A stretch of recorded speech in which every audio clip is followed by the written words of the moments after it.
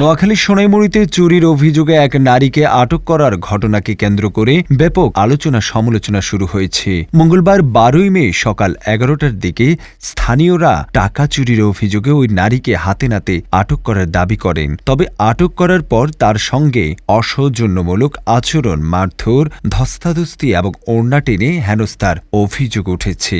প্রত্যক্ষদর্শীদের ভাষ্য অনুযায়ী ঘটনাস্থলে কিছু মানুষের আচরণ সামাজিকভাবে প্রশ্নের জন্ম দিয়েছে।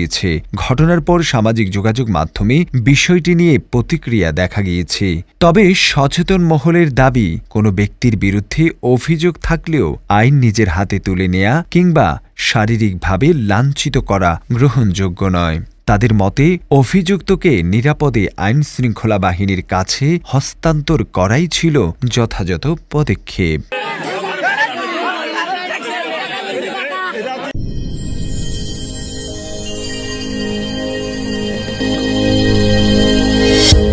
ভিশন 24, দৃষ্টিতে বিস্ময়।